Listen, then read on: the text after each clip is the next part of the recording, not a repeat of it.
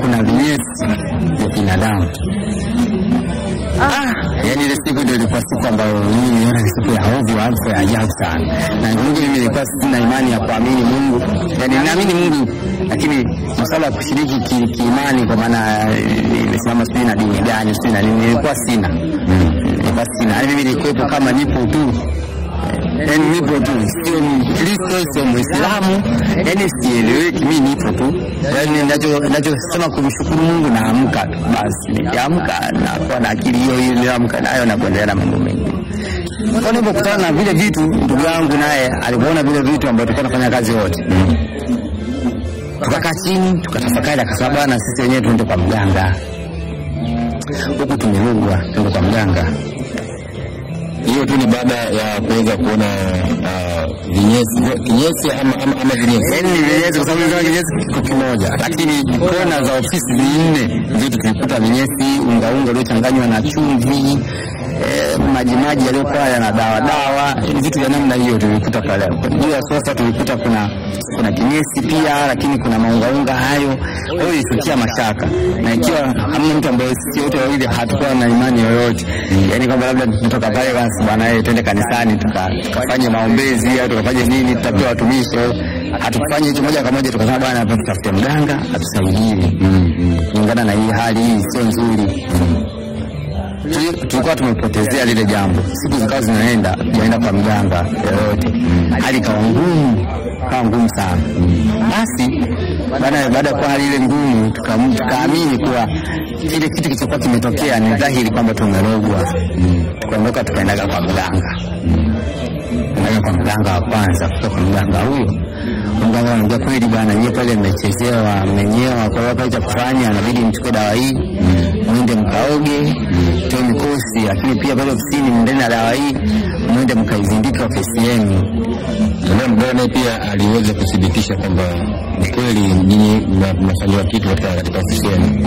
Yani alithibitisha imani yetu ambayo tuliamini kama tumerogwa, na yeye pia akaungana sisi kwamba kweli pale tumerogwa. Basi tukaenda mganga wa kwanza tukaenda tukaoga madawa, akatupiga machale na nini, karudi ofisini. Bado mambo yakawa magumu. Sio vile ambavyo tunataka, mambo kama magumu. Tukaona yule mganga muongo, tukamtafuta mganga mwingine. Tukaenda kwa mganga mwingine, tukaona mganga akasema nyinyi mbona mnazidi kujichanganya, ameenda kwa mganga fulani, huko mganga wa kwanza amekwenda ameenda kuongezea tena mikosi tu pale. Tukafanya nyie ndio mimi niwatengeneze mwe vizuri. Yule mganga akatoa mganga mwingine. Yule mganga mwingine wa pili sasa akatutengeneza pale. Kaanza maisha ya huyo mganga. Bwana basi tumeenda na huyo mganga, tumeenda baadaye baada ya kwa mambo bado sio kama ndio yametengamaa. Bwana mambo hayajatengamaa.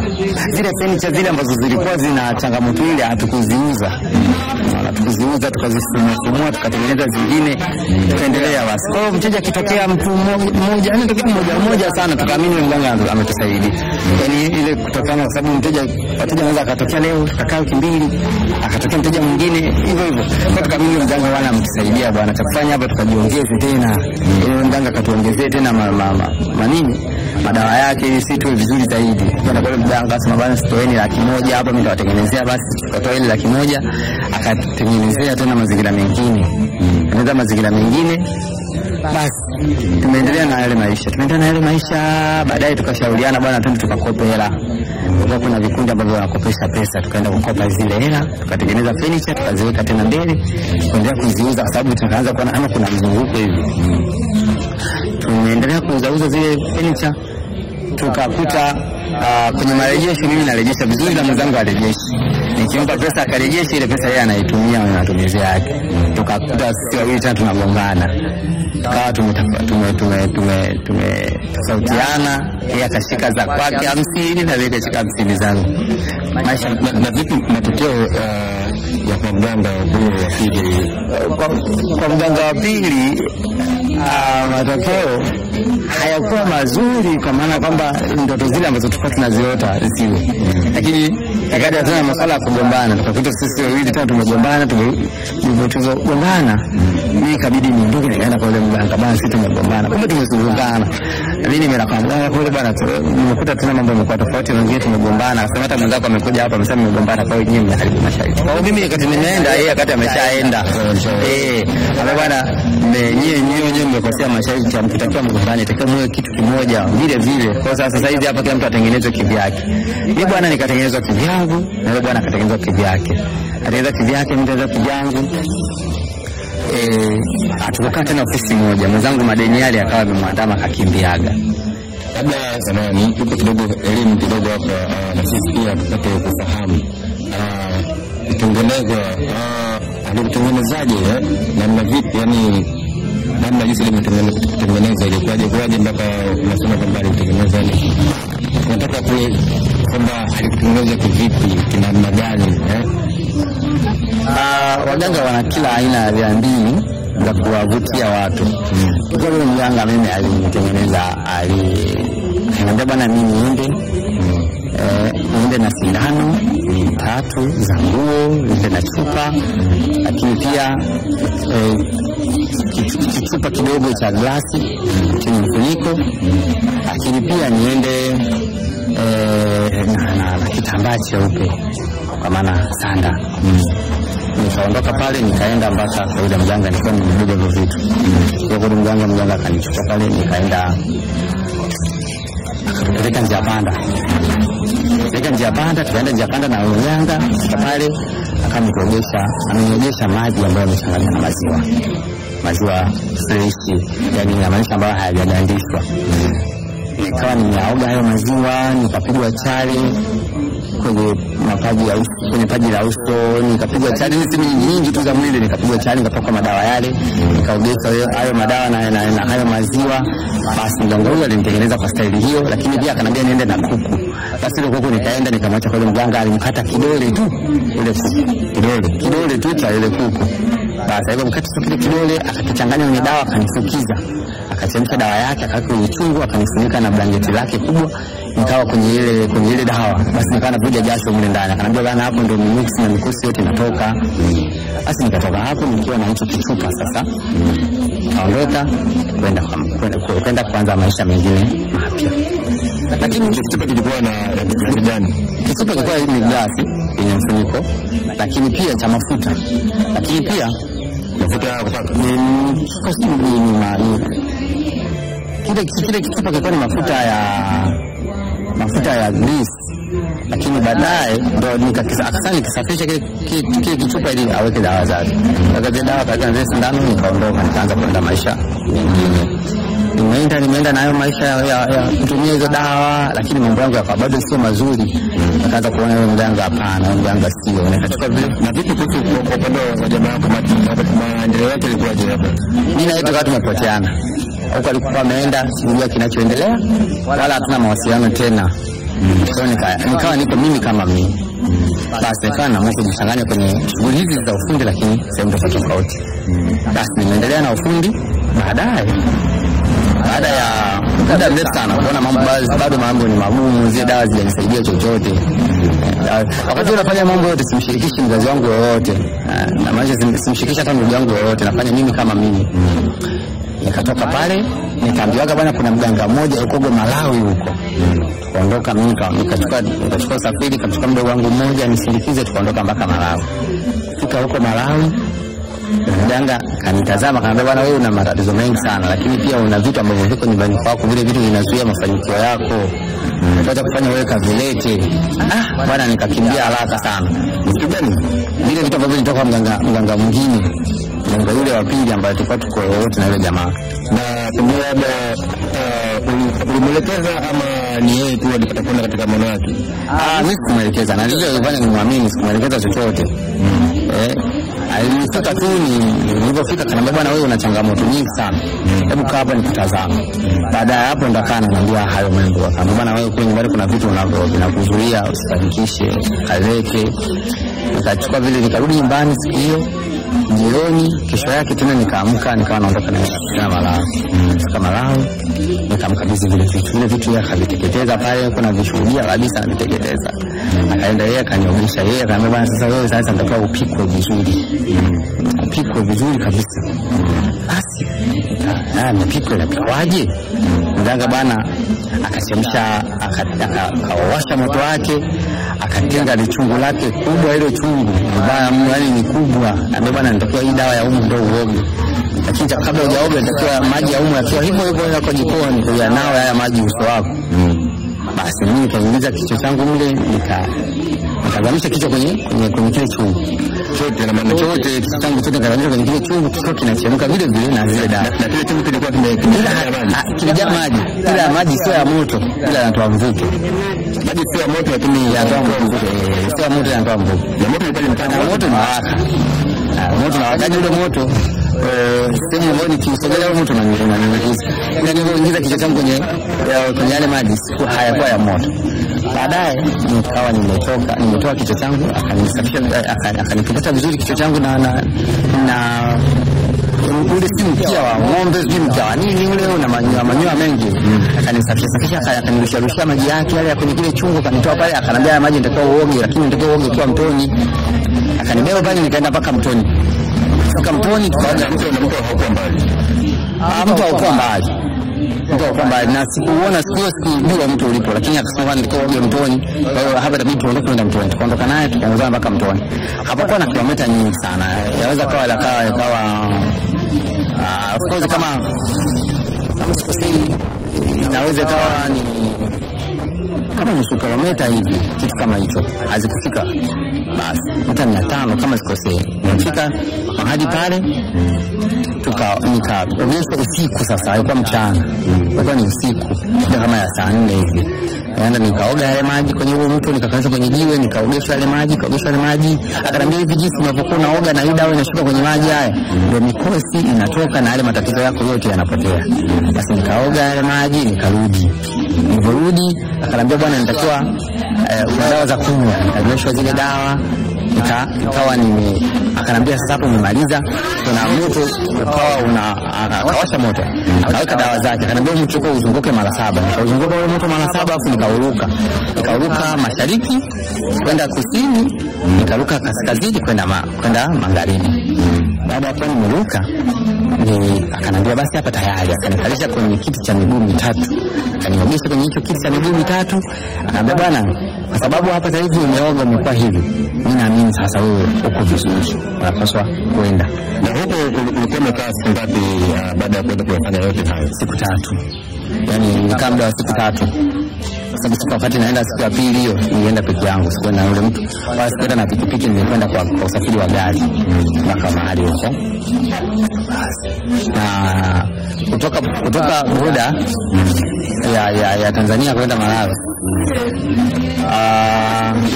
nilivyoshuka sehemu moja wenyeji wanaita Pusi. Nilivyoshuka sehemu hiyo nikawa ninatakiwa kwenda kwa usafiri wa bodaboda. Nilipofika sehemu ya usafiri wa bodaboda kanambia bwana, wewe utaishia hapa. Unaona? Nikaishia hapo ambapo yeye alikuwa bodaboda. Na yule bodaboda alikuwa anafahamu kwa mtu husika. Kanambia bwana, wewe utapita hapa, utaendelea na safari zako. Basi nikawa nimekwenda kwa miguu, na pengine nilitembea kwa kiasi kirefu sana kwenda kwake. Yaani pale nilishika ilikuwa saa 5. Lakini nilikuta nimetembea mpaka saa 1 jioni. Ndio nikawa naingia kwa huyo mtaalamu sasa. Kwa mganga ndio nilipoanza ndio kwa huyo sasa kwenye kile kitu. Okay. Baada ya kuogesha yule mganga kanambia bwana, wewe umekamilika. Kwa hiyo kufanya inabidi nikupe namna ambavyo utaishi na kitu ambacho tunafanya sasa. Kanambia bwana, naona hii wallet wewe usitupe. Ningeweka mfukoni, lakini pia hii dawa nakupa. Hii dawa ina mfano ule wa kile kichupa cha mara ya kwanza. Na hiyo wallet ilikuwa ni yako mwenyewe ama ilikuwa ni yako kama hiyo? Hiyo wallet ilikuwa kwangu. Nilikuwa na hela. Lakini wakati ule wakati anataka kunikabidhi masharti yake, ananiambia bwana, una pesa zako unaweka kwenye nini wakati unaenda kazini au kwa matembezi yako? Ambapo mimi natumia wallet. Akapeleka wallet yako, akachukua wallet, kwenye wallet akaingiza kwenye dawa, kwenye kile chungu, aliingiza kwenye kile chungu kuna dawa, akakitoa akakuta vizuri, akanipatia, akaniambia hii wallet usitupe wala usiache mahali popote, ndio uwe nayo. Lakini unaondoka hapa saizi, site la kwanza usikutane na mwanamke yoyote kimwili. Kwa muda wa siku 14 usikutane na mwanamke yoyote. Kwa kweli mimi tamaa ya wanawake nimekuwa sina. Kwa sina. Niseme hata hivyo mpaka sasa mimi tamaa za wanawake sina. Yaani kuwa na mahusiano ya watu wengi mimi siwezi, sina eneo. Basi akaniambia bwana, alikuwa sharti gumu kwangu. Nikaona ni sharti zuri tu wala halina tatizo changamoto yote. Lakini akaniambia utakapotengeneza mahusiano mwanamke yote utakapokuomba pesa usimpe zaidi ya shilingi 5,000. Sasa usimpe zaidi ya 5,000. Lakini pia kuna ndugu watakuwa wanakuomba pesa mara kwa mara. Lakini wao ndugu wakisha unakaa kwa muda wa miezi 7. Yaani ukikaa miaka 7 na maana mwaka 7 miaka 7 kila miezi 7 ni muhula wa serikali. Yaani kutoka mwezi wa 7 mpaka mwakani mwezi wa 7 ni mwaka wa serikali. Kwa hiyo tunatoa pale muhula wa serikali ndio utoe hela. Kanga tu hela. Yaani hata mama wao anaumwa nini tu hela. So mama ukimpatia pengine mwezi huu wa 7 unampatia tena mwezi mwingine wa 7 au ndugu yangu yote ile kiniomba hela. Sasa nitamwambia bwana subiria mambo yangu hajakaa vizuri hata kama hela ninayo. Mpaka mwezi wa 7 mimi nitakuwa nikuandalia hiyo pesa yako. Kwa hiyo nikawa naishi kwa mfumo huo. Ndio nganga akaniambia bwana hiyo hapo utaondoka na mfumo huo basi. Nikamwambia sawa haina tatizo. Akaniambia bwana sawa. Nikamwambia sasa mimi nitashukuru lipi hapa? Akasema wewe nenda ukishafanikisha urudi. Utakapokuja utakachokuja nacho ndio hicho. Nikamwambia sawa hamna tatizo. Nikabidi niondoke kwa yule mganga sasa. Niondoka, wakati niondoka kanambia usiongee na mtu yoyote njiani. Kama ni pesa kwenye gari utenge, akikuomba pesa ya nauli utoa na umpe usimjibu chochote. Nikamwambia sawa. Yaani ni vitu ambavyo kwangu mimi ilikuwa ni vya kawaida kwa sababu mimi nilikuta naongea na mtu. Ngapo tu nilikuta naongea na mtu sio rahisi. Yaani sinaga ule muda wa kuzungumza na mtu ovyo, yani nikakutana tu na mtu mara moja tu nikaanza kuzungumza naye, nikajibu kitu gani hapana. Kwa hiyo nikaona ni vitu ambavyo kwangu mimi ni rahisi kabisa.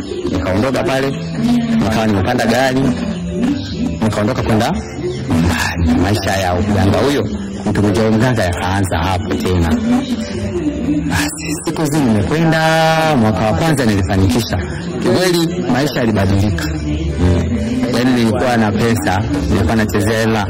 Yaani nilikuwa na pesa nyingi sana. Unaona hela zilikuwepo. Yaani pesa zilikuwepo.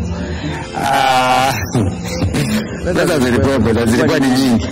Yaani ilikuwa inafika stage ninaweza nikapata kazi nyingi mpaka nashinda nielewe nikafanya kazi gani? Niacha kazi ipi? Naweza nikamwambia mteja bwana nisubirie baada ya mwezi mmoja ndio nitakuja kufanya hiyo kazi yako. Na akakubali. Mimi niliacha kazi ya ufundi seremala kwa maana ya kazi ya bench carpet, nikawa nafanya kazi ya kupaua nyumba, nafunga bodi, gypsum bodi, nafanya yani niseme nikawa nashughulika na mambo ya nyumba sasa. Sio yani basi mambo yakawa yanakwenda hivyo. Baadaye nikaanza kushika contact mwenyewe, nashika nyumba kuanzia chini mpaka juu, natafuta mafundi wanajenga, mimi nakuja kumalizia kazi zingine za finishing kwenye hizo nyumba, skimming na kadhalika, nikaanza kuzifanya. Kwa hiyo nikajikuta nina pesa. Baada zile pesa nilikuwa sina cha kufanyia nacho, yani siwezi kununua mji, siwezi kufanya nini, kwa sababu baada ya kuwa nimepata mafanikio nikarudi kwa mtaalamu. Akaniambia asante, nikampelekea hela. Bwana nikampelekea asante yangu, nipelekea pesa, nikawa nimechukua na kuku zangu 2, nikamfungia yule mganga, nikampelekea bakapata. Kufika kule akanambia kijana wangu katika vijana ambao ninawakubali na ninawaamini, wewe ni miongoni mwa vijana ambao nawaamini. Akambia sawa, asante. Basi akanambia bwana kupitia hivyo kiukweli utaendelea kuwa vizuri, wala usijali. Akaniongezea tena dawa zingine.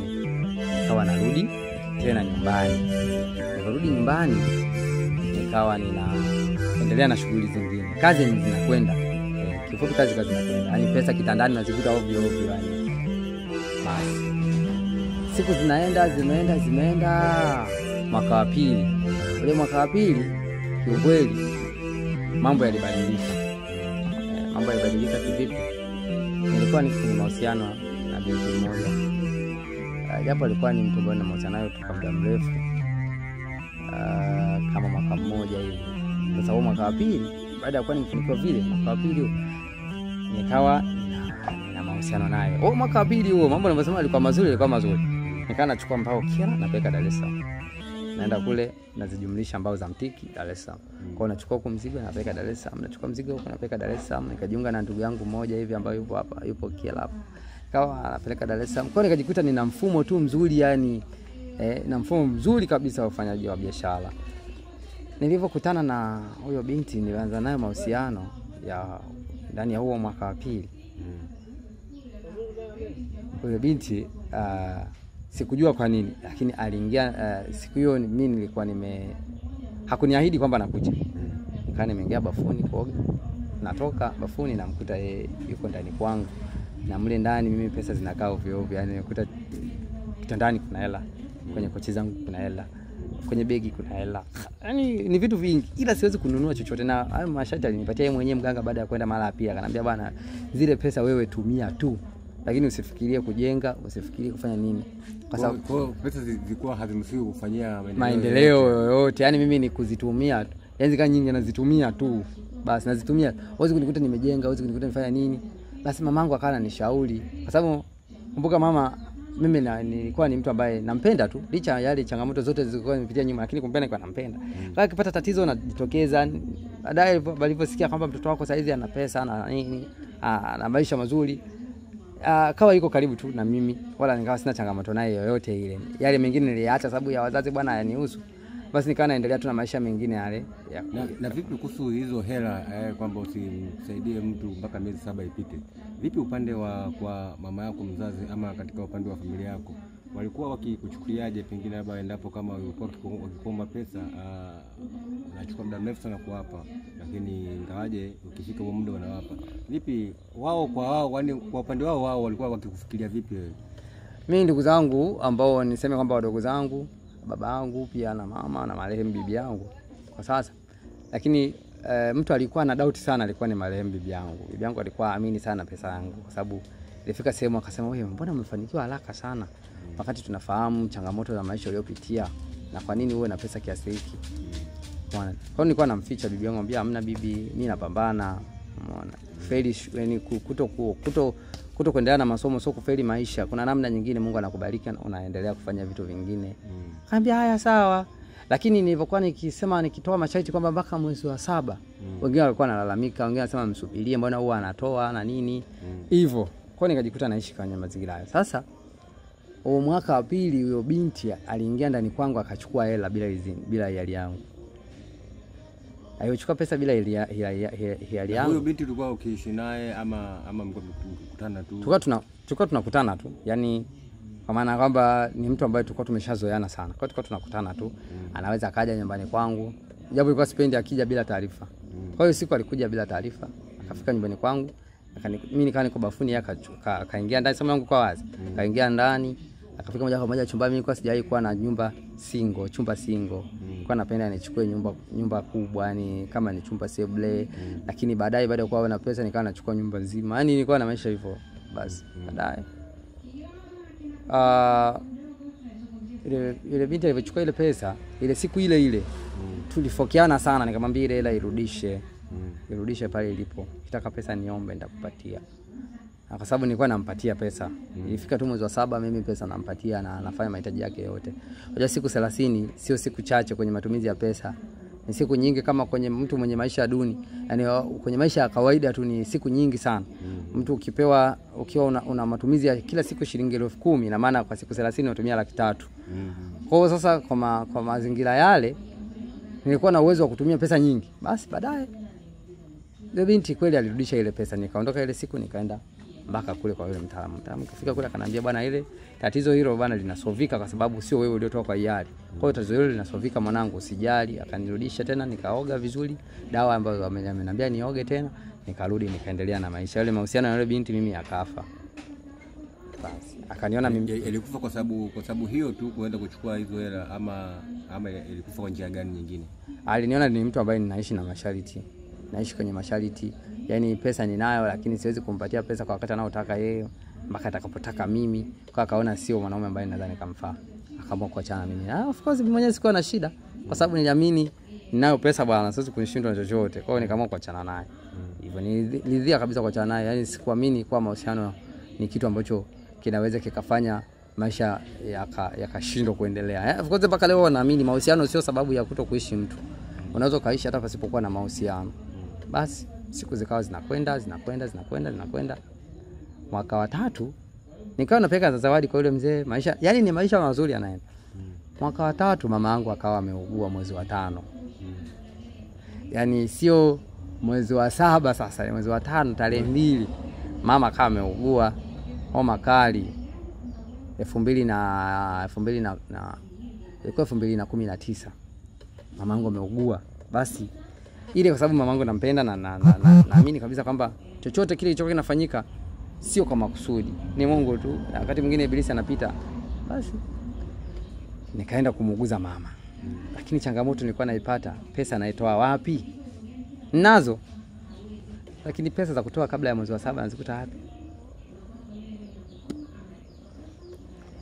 Hiyo kule changamoto. Basi baada ya hapo ni mama nikaanza kumuuguza bwana, na ndugu zangu wakamsusa. Sikuwaona kaka zake, sikumuona hata yule bwanake ambaye anaishi naye wala mtu yoyote. Nikaanza kumuuguza mimi mama pale.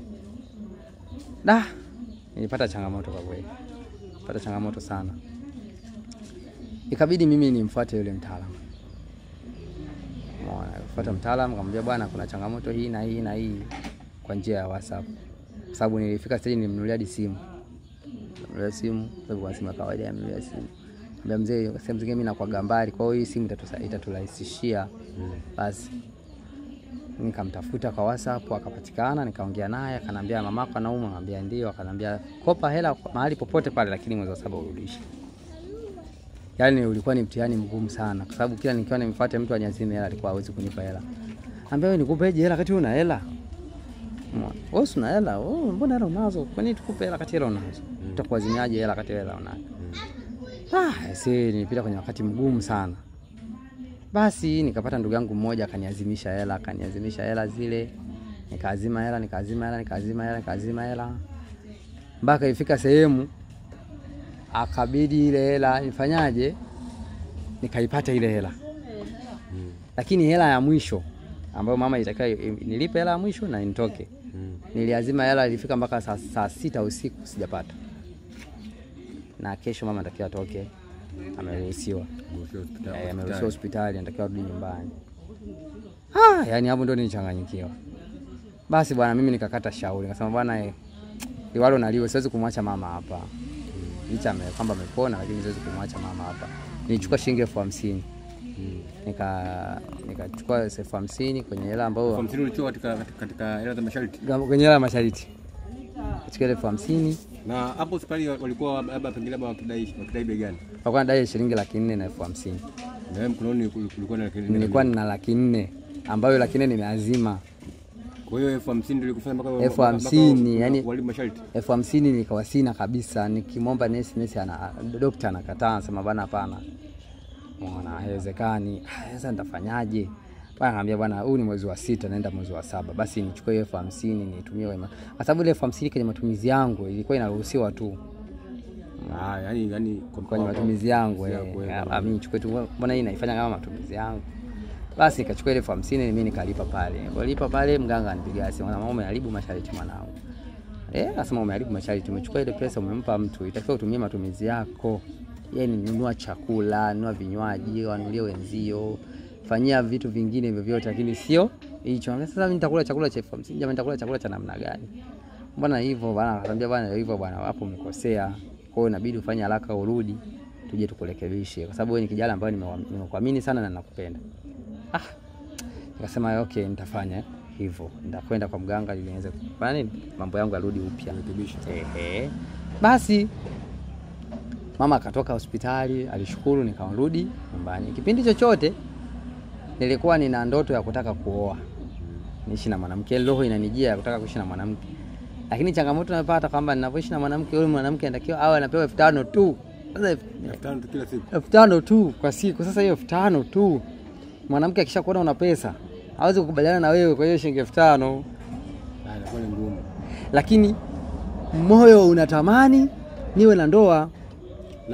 Na pia vile mganga labda akuweze kupatia ruhusa kwamba kama utampata mwanamke uweze kumwambia kile kitu kuhusu maisha yako ili aende sawa na wewe.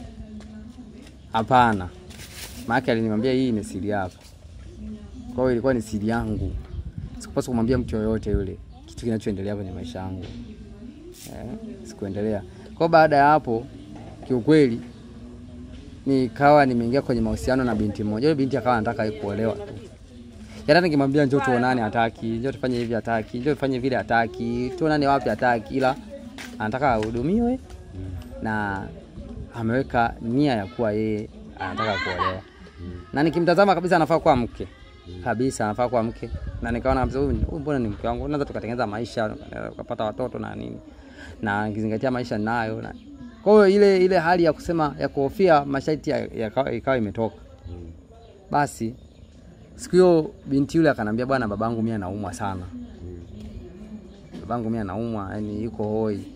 Na nikumbuka kabisa huyo binti alikuwa ana ndugu zake wasiopungua 15, baba yao alikuwa na watoto 15. Lakini hawakutoa chochote. Walikuwa hawataka kutoa pesa, sijui ilikuwa kuna jambo gani lilikuwa linaendelea, wakawa hawana. Mimi nikatoa tena shilingi 50,000 nje na muda mhusika, nikampatia aende akampeleke baba yake hospitali. Yaani nilifanya kwa mapenzi. Sasa yale alikuwa na hiyo 50